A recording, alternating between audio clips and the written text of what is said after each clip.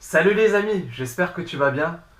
Je vais me présenter rapidement, je m'appelle Jacques Zi, je suis ingénieur en informatique, sportif en musculation et en badminton, passionné de nutrition et ma mission est de vous prouver qu'il est possible de manger sainement et équilibré.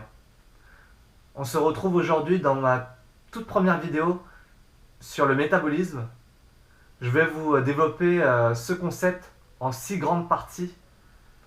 Alors, première partie, qu'est-ce que le métabolisme? Deuxième partie, quelle est la différence de métabolisme entre les hommes et les femmes? Troisième partie, pourquoi il y a autant de différences? Quatrième partie, pourquoi les régimes ne marchent pas sur le long terme? Cinquième partie, comment éviter d'abîmer son métabolisme? Et enfin, comment perdre du poids durablement? Avant de vous parler du métabolisme, j'aimerais vous faire un rappel sur comment fonctionne notre corps humain. Lorsque l'on consomme des aliments tous les jours, ces aliments sont traduits en calories. La nourriture que l'on apporte à notre organisme va être transformée en énergie. Cette énergie va nous permettre de faire fonctionner nos différents organes, comme les poumons, le cœur, le cerveau, etc. De maintenir notre température du corps entre 36 et 37 et de pouvoir se déplacer. Il y a également de nombreuses réactions chimiques dans notre corps qui circulent. Les aliments que l'on apporte via l'alimentation, que ce soit des protéines, des glucides, des lipides et des légumes, le corps va les assimiler, les transformer ou les stocker. On pourrait comparer le métabolisme à une voiture, c'est-à-dire que les aliments apportés à notre organisme seraient le carburant de notre corps. Nous allons maintenant aborder le sujet du métabolisme. On distingue deux types de métabolisme. On a le métabolisme passif et le métabolisme actif. Le métabolisme passif, c'est l'énergie minimum qu'il faut apporter à notre organisme afin qu'il survive. Par exemple, lorsqu'on se met sur son canapé et qu'on ne fait rien du tout de la journée. Le métabolisme actif, c'est au contraire lorsqu'on se déplace et lorsqu'on fait une activité physique, exemple la musculation.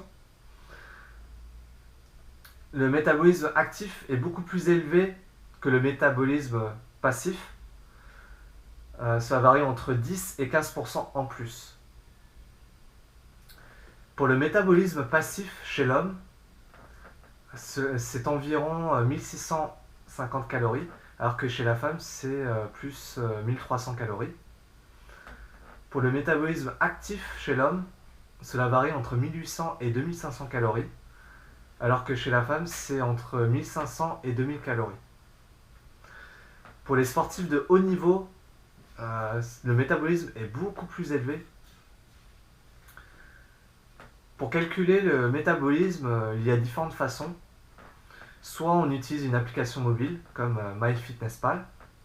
Il y a un calculateur, on rentre différents paramètres et on obtient le métabolisme actif et passif. Soit on peut utiliser des sites internet qui proposent des calculateurs. C'est le même principe que l'application. Et enfin, une balance à impédance-mètre. Non seulement on aura le métabolisme de base et le métabolisme actif, on aura d'autres éléments comme l'hydratation, la masse grasse, le poids, etc. Je vais maintenant vous expliquer pourquoi il y a autant de différences entre les hommes et les femmes par rapport au métabolisme. Cela dépend de plusieurs facteurs. On a l'âge, le poids, la taille, le patrimoine génétique, la masse musculaire et l'activité physique. La masse musculaire chez l'homme est beaucoup plus développée et donc on a un métabolisme beaucoup plus élevé également, car les muscles brûlent énormément de calories, alors que chez la femme, la masse musculaire est moins développée et donc le métabolisme est beaucoup plus bas. Depuis le début de la vidéo, je vous ai parlé du métabolisme C'est vraiment très lié au régime que font chaque année les Français pour perdre des kilos. Lorsque les Français réduisent drastiquement les calories avec les différents plans alimentaires proposés par les régimes dans les magazines par exemple, ils vont jouer dangereusement avec le métabolisme.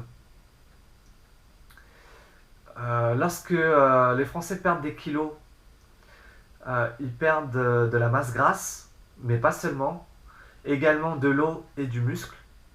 Lorsqu'ils perdent du muscle, ils vont faire diminuer le métabolisme de base, ce qui n'est pas très bon. Prenons l'exemple d'une personne qui aurait vu dans un magazine le dernier régime à la mode, manger que des légumes tous les jours. Sur le court terme, ça va marcher, mais sur le long terme, notre corps va dire stop.